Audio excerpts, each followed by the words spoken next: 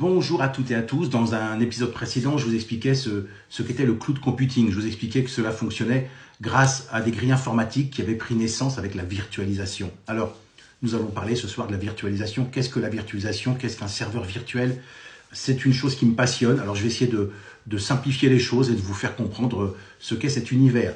Eh bien, en fait, la virtualisation, c'est très simple. C'est la capacité de créer une machine qui n'a pas d'existence dans notre plan matériel. Autrement dit, je travaille avec un Mac et je voudrais avoir des applications Windows. Eh bien, je vais donc virtualiser une machine Windows grâce à un logiciel que je vais installer. Ce logiciel, je vais l'appeler l'hyperviseur. Mon hyperviseur va être capable d'inventer finalement une machine qui n'existe pas vraiment, dans laquelle je vais faire tourner tous les logiciels comme si elle existait. C'est-à-dire que cette machine est exempte de sa contingence matérielle. C'est-à-dire que cette machine n'a pas besoin d'avoir un vrai disque dur, de la vraie mémoire, des vraies cartes réseau. Elle va utiliser le matériel que lui partage l'hyperviseur, c'est-à-dire le matériel de son hôte, de l'ordinateur qui l'héberge.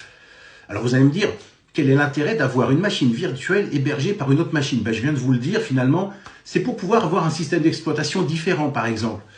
Mais ça va au-delà de ça, c'est-à-dire que l'on s'est aperçu que si j'ai un gros serveur qui va être l'hôte, j'ai un gros serveur, ce gros serveur a beaucoup de mémoire, beaucoup de disques durs, beaucoup de cartes réseau, de capacité. Donc, eh bien, dans ce serveur, je vais pouvoir faire marcher beaucoup plus de machines virtuelles. Ces machines virtuelles, finalement, si elles tombent en panne, je vais pouvoir les remplacer par d'autres machines virtuelles rapidement. Je vais pouvoir les cloner, je vais pouvoir les redémarrer très rapidement. C'est-à-dire que d'un seul coup, ces machines virtuelles vont être indépendantes de leur propre matériel.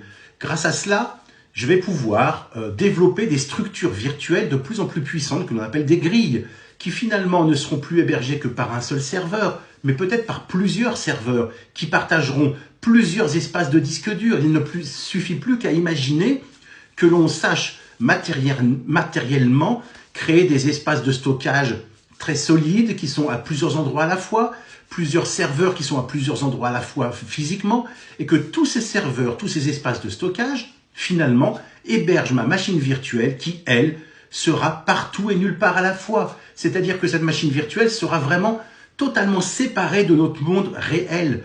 Grâce à ça, j'aurai ce que je pourrais appeler un nuage au-dessus de ma tête, un cloud, c'est-à-dire un espace de stockage, un espace dans lequel je gère des applications, je gère des services qui ne dépendent pas du tout du matériel que je possède.